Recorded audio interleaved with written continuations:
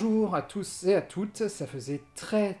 longtemps, plusieurs années que j'avais pas fait de vidéo et j'avais un peu envie de reprendre avec des formats plus cool. Aujourd'hui nous allons donc parler de Godzilla Minus One, un film scénarisé et réalisé par Takashi Yamazaki, avec Ryunosuke Kamiki, Minami Hamabe, Hidetaka Yoshioka et Sakura Ando. La musique est de Naoki Sato. Le film commence sur l'île Dodo en 1945, peu avant la défaite japonaise. On suit Koichi, un jeune pilote kamikaze qui n'a pas osé se suicider, faire sa mission, et qui a prétexté une défaillance technique pour faire atterrir son avion sur une île où peuvent avoir lieu des réparations. Seulement, alors que les techniciens sont en train d'examiner l'avion et de se rendre compte qu'il n'y a aucun souci, une créature qui habite l'île et que les habitants appellent Godzilla les attaque, et massacre tout le monde sauf 2 personnes, dont Koichi. Une fois rentré au Japon, Koichi va essayer de refaire sa vie, de se remettre de son traumatisme et de la honte qu'il éprouve face à ce qu'il considère comme de la lâcheté de sa part. Il va rencontrer et recueillir Noriko, une jeune femme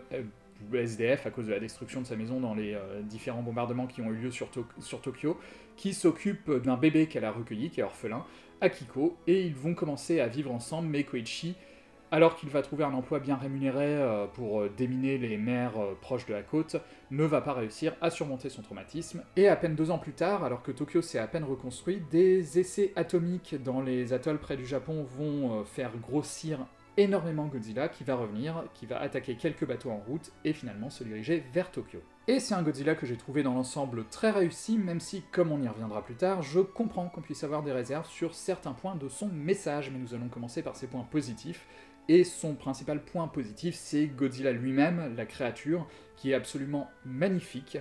Les effets spéciaux au niveau de Godzilla, je les trouve vraiment très bien gérés. Il y a quelques autres effets sur le feu, par exemple, sur les explosions, sur certains décors aussi qui sont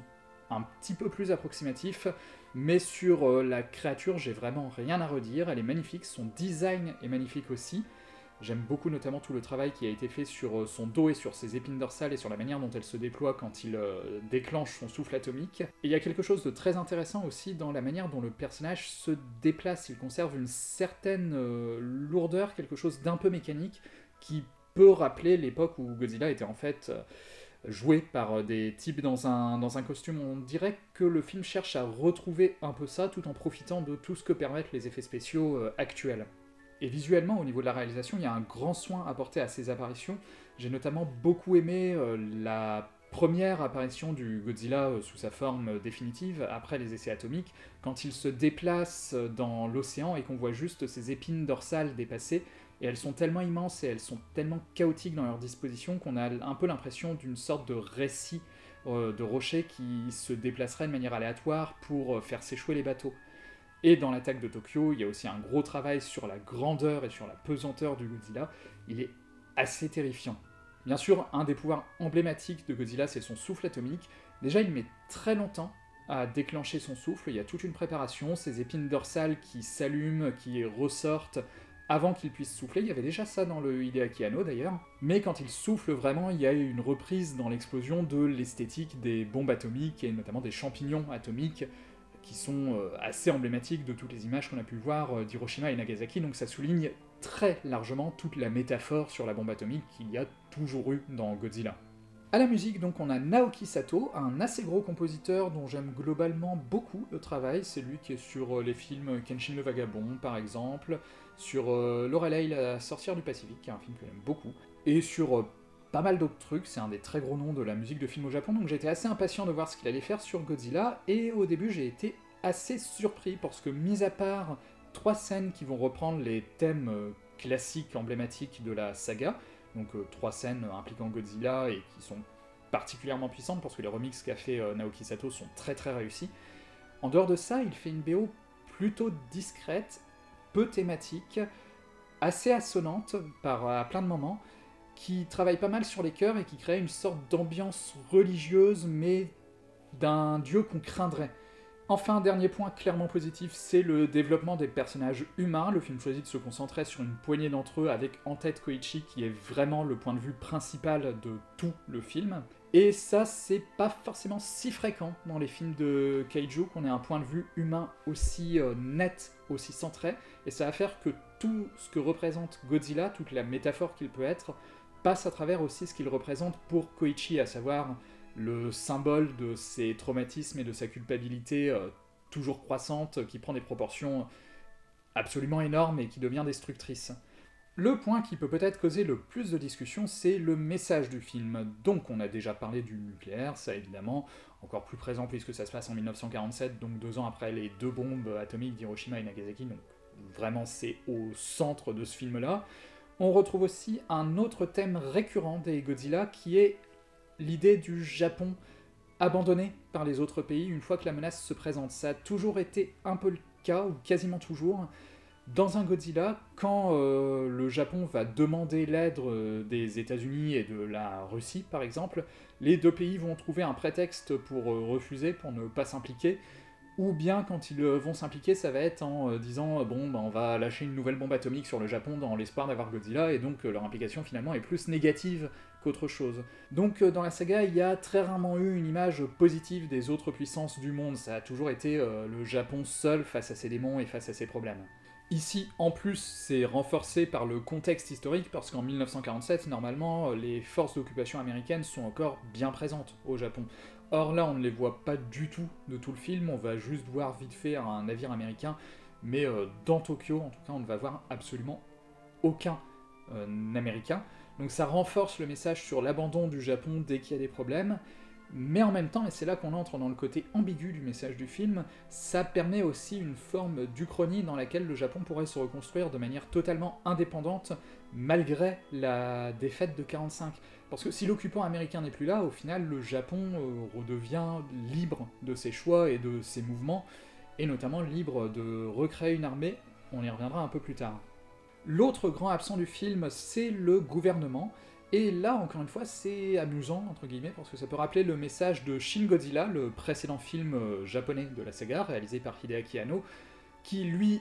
montrait énormément le gouvernement. En fait, quasiment tous les personnages humains faisaient partie du gouvernement ou gravitaient autour, et il cherchait à gérer la menace que représentait Godzilla par ses attaques et ses évolutions successives. Sauf que le message, au final, dans le Hideaki Anno, c'était déjà de montrer un gouvernement qui brassait du vent, qui était une administration hyper complexe, qui n'arrivait à rien au final, qui ne faisait aucun bien à la population et qui était largement déficitaire.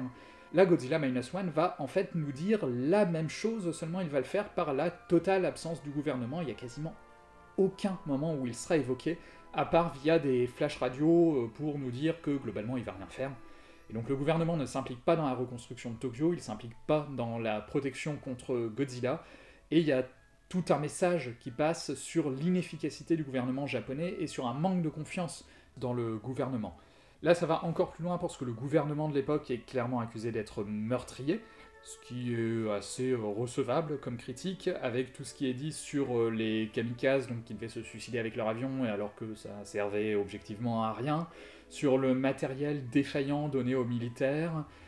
sur le manque de support au niveau de l'alimentation apporté tant aux militaires qu'aux civils. Bref, le gouvernement n'est pas seulement mauvais et absent, il est clairement meurtrier pour servir son idéologie.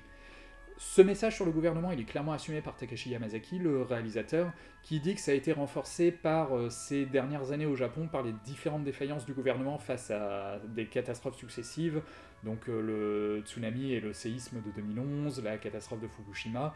et la période Covid. C'est des occasions où le gouvernement japonais ne s'est pas montré à la hauteur de ce qu'on peut attendre de lui. Donc dans le film, il y a une critique d'une forme de nationalisme moribond, de nationalisme assassin, qui serait celui représenté par les kamikazes et par le gouvernement. Mais en parallèle, quasiment tous les personnages importants du film, mis à part les personnages féminins en fait, sont des anciens militaires, et quand ils vont se réunir à la fin du film dans une sorte de groupe qu'ils appellent groupe civil pour se protéger contre Godzilla et pour l'attaquer, ils vont clairement attester de leur passé de militaire, et il va y avoir une ambiance très martiale dans leur volonté de se mettre en danger, de s'unir pour lutter contre le monstre. Il y a quelque chose qui rappelle beaucoup l'ambiance qu'il peut y avoir dans un corps militaire. Donc qu'il y ait une célébration des corps de l'armée, c'est difficile à nier, mais à côté de ça, comme on l'a dit, il y a toute cette critique des kamikazes, et d'un degré de dévotion à son pays qui serait totalement absurde et poussé seulement par une idéologie moribonde, et pour le coup clairement fascisante. Ça, c'est notamment tout le parcours que va avoir le héros. À aucun moment le film ne nous dit qu'il est lâche et qu'il a été lâche de ne pas accomplir sa mission, lui considère que c'est le cas, mais c'est pas le point de vue qui est défendu par le film, et ce qu'il doit apprendre, c'est certes à retrouver une forme de courage pour être prêt à défendre son pays, mais pas à aller s'exploser avec son avion dans Godzilla. Il doit pas apprendre à aimer son avion kamikaze, au contraire, il doit apprendre à le détruire en s'en extirpant. C'est ça pour moi le message de la fin du film. En fait, le héros, pendant tout le film, il est empoisonné par le message qu'on a voulu lui faire rentrer dans le crâne, et c'est ça qui l'empêche de refaire sa vie, alors qu'il a tout ce qu'il faut. Il a une femme à côté de lui dont il est amoureux et qui est amoureuse de lui, il a une fille, il a des amis, donc il a tout ce qu'il lui faudrait pour se reconstruire, mais il est totalement incapable de passer au-delà de son traumatisme, et surtout au-delà de son sentiment d'avoir abandonné son pays. Alors que c'est plutôt l'inverse qui s'est passé, et en affrontant Godzilla, en tuant Godzilla, il tue très littéralement ses démons, et la fin du film qui peut sembler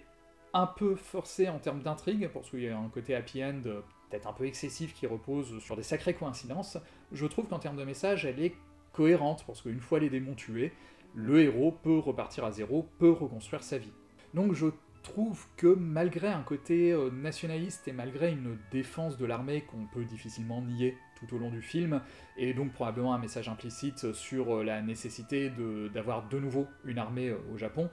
je trouve qu'il y a quand même une manière de relativiser le côté va-t-en-guerre et de ne pas retourner vers une armée impérialiste comme il a pu exister pendant la Seconde Guerre mondiale, et où le réalisateur montre clairement que non, c'était pas une bonne idée, et c'est ça qui a mené à la défaite. Après, du coup, on peut aussi interpréter ça comme un message sur la nécessité de laisser l'armée se débrouiller toute seule sans les paperasseries du gouvernement, et ça, effectivement, ce serait plus que discutable, si c'était ça le message que voulait faire passer le réalisateur. Et on peut avoir d'autant plus de doutes sur ce qu'il veut nous dire exactement que c'est un habitué des messages un peu ambigus sur le militarisme, notamment dans Space Battleship Yamato, il y avait aussi quelque chose de très très en soutien envers les militaires et l'armée comme étant une solution à pas mal de problèmes. Et cette ambiguïté, elle va se poursuivre pendant toute la fin du film, parce que le groupe qui va se former va attaquer à bord de navires prêtés par l'ONU, donc de navires non armés, et leur plan initial, c'est d'utiliser la science pour réussir à stopper ou tuer Godzilla. Ça, encore une fois, quelque chose de très présent dans la saga, la volonté de passer par une méthode scientifique pour essayer de stopper Godzilla, plutôt que d'utiliser des armes à feu traditionnelles. Mais il se trouve qu'au final, c'est tout de même le héros avec son avion qui explose qui va porter le coup fatal. Même si moi j'y ai vu plus, comme je l'ai dit, un message sur le parcours du héros, la manière de conclure son cycle et d'abandonner les armes derrière lui, d'abandonner la guerre derrière lui, plutôt que clairement une défense des armes létales et surtout des avions kamikazes. Je pense qu'il y a un personnage qui résume bien en fait toute l'ambiguïté du film, c'est un petit jeune qui fait partie du groupe de travail, donc de déminage du héros, qui passe le film à glorifier la guerre, à dire qu'il regrette de ne pas y être allé parce qu'il était trop jeune pour y aller, et les différents personnages vont toujours le critiquer pour cette glorification de la guerre qu'il fait. Et à la fin du film, ils vont l'abandonner, ils vont refuser qu'il les suive sur les bateaux de l'ONU pour aller affronter Godzilla, en lui disant « Toi, ta mission, c'est de garantir le futur, et tu devrais être fier de ne pas avoir fait la guerre ». Donc tout ça, c'est plutôt beau et plutôt pacifiste comme message, mais il se trouve que ce personnage-là, il va revenir dans le final pour sauver la situation en ramenant derrière lui plein de navires de pêcheurs, plein de navires de déminage, pour aider à remorquer les gros bateaux de l'ONU qui sont immobilisés par Godzilla.